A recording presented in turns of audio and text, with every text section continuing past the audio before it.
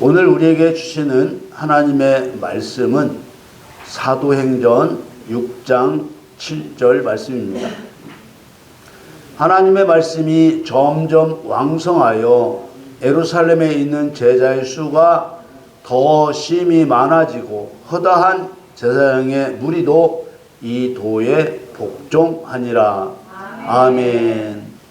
2026년 1월 11일 주일 예배, 저와 여러분에게 주시는 하나님의 말씀은 사도행전 6장 7절 말씀으로 내 심령에 점점 왕성해야 할 하나님 말씀, 이러한 주제로 말씀을 증거하겠습니다. 사랑하는 성도 여러분, 사도행전은 교회가 어떻게 시작되었는지 보여줍니다. 그리고 시작된 교회가 무슨 일을 하기 시작했는지도 보여줍니다. 성경이 말하는 교회는 불러낸 자들이라는 뜻입니다. 이 불러낸 자들은 머리가 되시는 예수 그리스도께부터 한 몸을 이루고 그리스도의 명령에 복종하는 성도들 모두입니다. 그러므로 참된 교회는 어느 시대에 살든지 어느 국가에 살든지 예수 그리스도께서 본을 보여 행하신 일과 똑같은 일을 합니다. 이것이 참된 교회를 구분하는 유일한 기준입니다. 만마디 그럴듯한 설교가 있고 수천의 성도가 있고 웅장한 예배가 있을지라도 예수 그리스도께서 본을 보여 행하신 일과 똑같은 일을 하지 않고 있다면 그들은 불러낸 자들이 아닙니다. 원리적으로 생각해 보면 바로 이해할 수 있습니다. 어떤 교회가 머리 되신 예수 그리스도께 붙어 있는 몸이라면 당연히 예수 그리스도께서 원하시는 행동을 할 것이기 때문입니다. 교회의 이런 행동 원리를 이해하지 못하면 자신이 참된 교회인지 거짓된 교회인지 구분할 수 없고 사도행전의 내용들도 이해할 수 없습니다.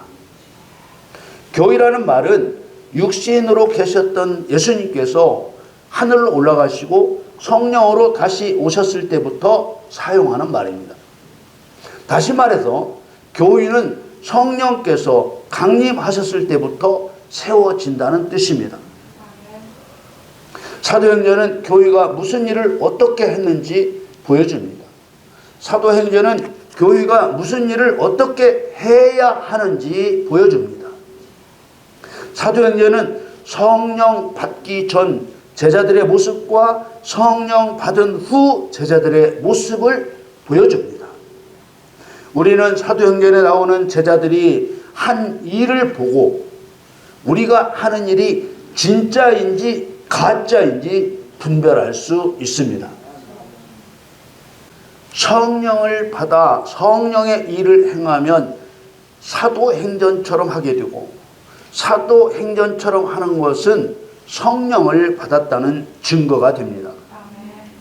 마귀에게 속아서 마귀의 영을 받고도 성령을 받은 것으로 착각할 수도 있습니다.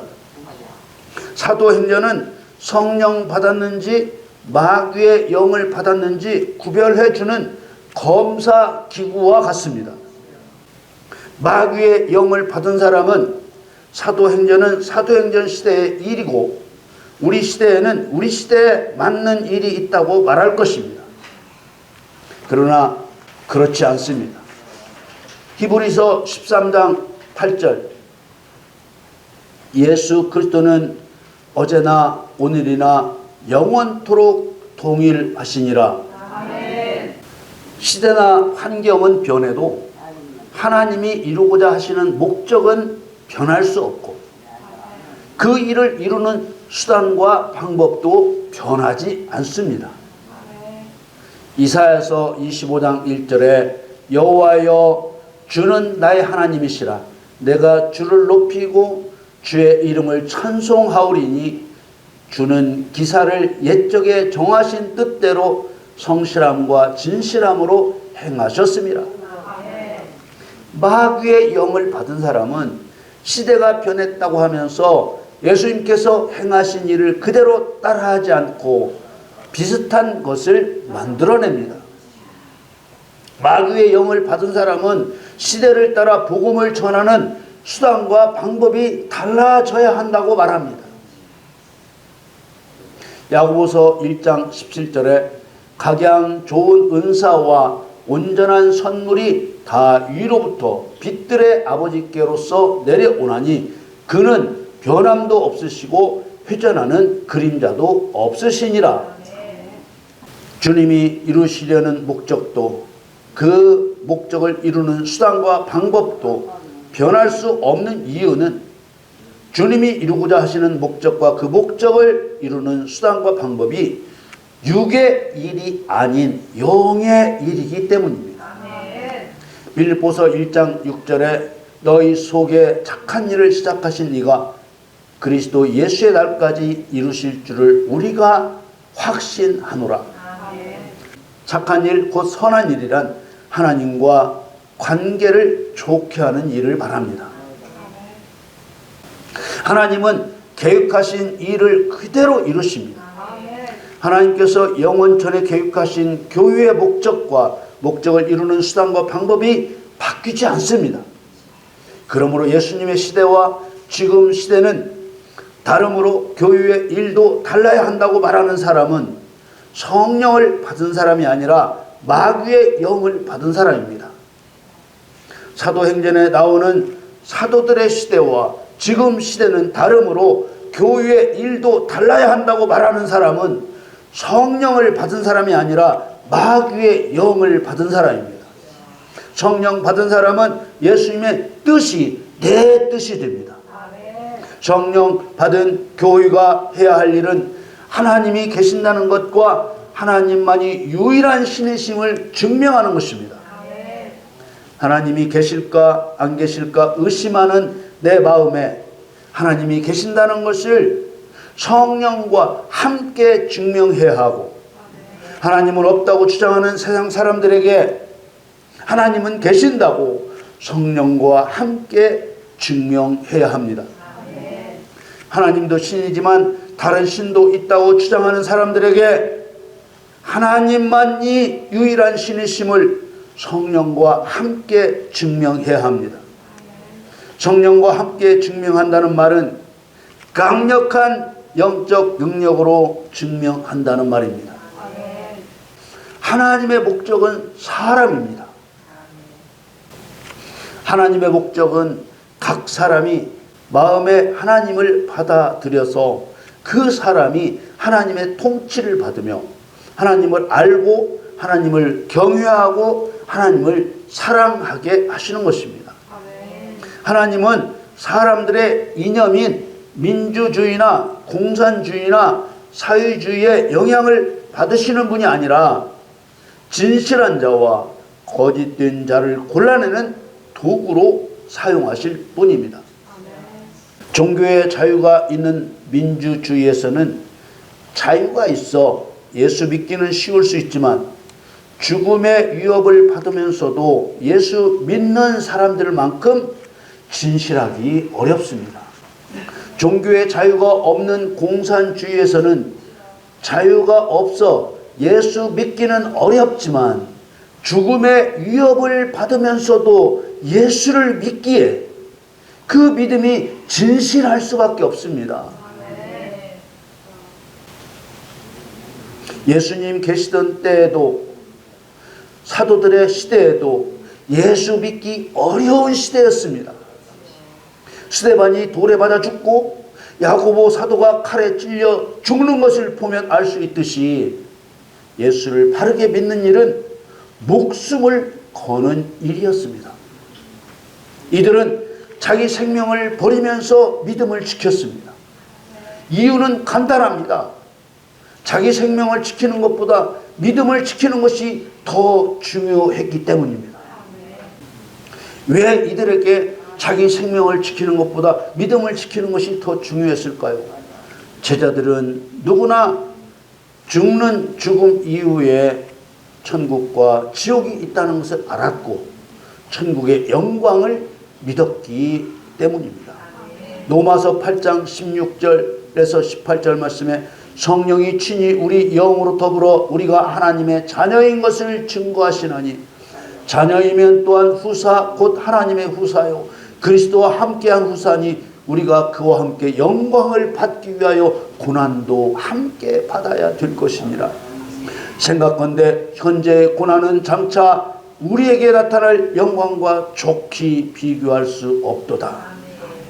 우리는 예수 그리스도께서 본을 보여 행하신 것을 사도들이 했던 것처럼 따라 행함으로써 우리에게 주어질 영광이 있다는 것을 믿어야 합니다.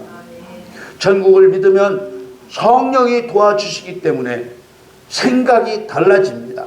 말이 달라집니다. 행동이 달라집니다. 믿기 때문에 행동하는 것이 믿음의 행위입니다. 믿음은 순종이고 순종은 행함입니다. 예수님이 본을 보여 행하신 것을 사도들이 했던 방식과 모양으로 따라 행하면 행하는 사람의 환경이 달라집니다. 묶인 것은 풀어지고 막힌 것은 뚫리고 눌린 것은 자유케 되는 것입니다. 사도 바울은 고린도 교회 성도들에게 내가 너희에게 하나님의 증거를 전할 때 말과 지혜의 아름다운 것으로 하지 않았다고 했습니다. 하나님의 증거는 하나님에 대한 증거, 곧 하나님이 계신다는 것, 그리고 하나님이 유일한 신이라는 것을 증명할 때 유창한 언변이나 탁월한 지혜나 지식으로 하지 않았다는 말입니다. 그럼 무엇으로 하나님이 계신다는 것과 하나님이 유일한 신이라는 것을 증명했다는 말일까요? 고린도전서 2장 4절 5절 말씀을 보겠습니다. 내 말과 내 전도함이 지혜에 권하는 말로 하지 아니하고 다만 성령의 나타남과 능력으로 하여 너희 믿음이 사람의 지혜에 있지 아니하고 다만 하나님의 능력에 있게 하려 하였노라. 대부분의 교회에서 말과 지식으로 하나님을 가르치려고 합니다. 그래서는 하나님이 얼마나 강한 분이시고 얼마나 위대하신 분이신지 알 수가 없어서 생명을 걸고 하나님을 두려워하고 하나님을 사랑하는 사람이 될 수 없습니다. 우리의 믿음이 하나님의 능력에 있으려면 그 사람 안에서 하나님 말씀이 힘이 있어야 하고 그 사람의 생각을 압도할 만큼 커져야 합니다. 이런 것을 하나님의 말씀이 점점 왕성했다고 했습니다. 사도행전 6장 7절 오늘 본 말씀 읽겠습니다. 하나님의 말씀이 점점 왕성하여 예루살렘에 있는 제자의 수가 더 심히 많아지고 허다한 제사장의 무리도 이 도에 복종하니라. 점점 왕성하였다는 말은 하나님의 말씀이 자라고 꽉 채워져 갔다는 말입니다. 그렇다면 하나님의 말씀이 어디에서 자라야 하고 어디에 채워져야 할까요? 한 국가나 사회에 하나님 말씀이 자라고 채워집니까? 그렇지 않습니다. 각 사람의 마음에서 자라고 채워집니다. 각 사람의 마음에서 하나님의 말씀이 자라고 채워진다는 말은 그 사람이 말씀의 통치를 받게 된다는 말입니다. 그렇다면 사도행전에 나오는 사도시대에 증거된 어떤 하나님의 말씀이 사람의 마음에서 자라고 꽉 채워졌습니까? 바울의 표현대로 유창한 언변이나 탁월한 지혜나 지식으로 전하는 하나님 말씀이었습니까? 아닙니다. 베드로가 전한 하나님 말씀의 핵심은 예수 그리스도의 십자가 죽음과 부활에 관한 것뿐이었습니다. 베드로가 전한 복음의 한 절을 봅니다. 사도행전 2장 36절에 그런즉 이스라엘 온 집이 정령 알지니 너희가 십자가에 못 박은 이 예수를 하나님이 주와 그리스도가 되게 하셨느니라 하니라. 예수 그리스도의 십자가 죽음과 부활을 전하면 이를 갈고 죽이려 하는 자들이 드러나고, 또 한편으로는 우리가 어찌할꼬 탄식하며 회개하는 자들이 드러났습니다. 예수님의 십자가 죽음과 부활은 성경 전체로 연결되는 핵심입니다. 예수님이 왜 십자가에 죽으셨고 왜 부활하셨는지를 파헤쳐 나가면 창세전 여호와의 경륜에까지 나아가게 되고, 영원한 천국과 지옥도 생각할 수밖에 없게 됩니다. 베드로는 보고 들은 것을 말하지 않을 수 없다고 했습니다. 예수님이 왜 십자가에 죽으셨고 부활하셨습니까? 여러분, 우리 각 사람 안에서 하나님의 말씀이 점점 왕성해져 가야 합니다. 하나님 말씀이 내 모든 지식과 상식을 압도할 수 있도록 성령 충만함을 입어야 합니다. 예루살렘에 있는 제자의 수가 더 심히 많아졌다는 말은 대단히 의미심장한 말입니다. 제자는 스승에게 배우고 그대로 따라하는 사람입니다. 사도들도 예수님의 제자이고 우리도 예수님의 제자입니다. 예수님의 제자는 어떤 사람인지 보여주는 사람들이 사도행전에 나오는 사도들이고 집사들입니다. 그래서 사도들처럼 따라해야 합니다. 예루살렘은 한 지역을 말하는 것이 아니라 전쟁을 통해 빼앗은 평화의 터전을 의미합니다. 많은 제사장 무리도 이 믿음에 복종했습니다. 로마서 10장 17절에 보면 믿음은 들음에서 나며 들음은 그리스도의 말씀으로 말미암는다고 말했습니다. 여러분, 성령을 구하고 성령의 듣게 하시고 알게 하심을 따라 예수님의 십자가 죽음과 부활의 복음을 영의 음성으로 들어서 여러분의 마음에서 자라고 꽉 채워지게 하십시오.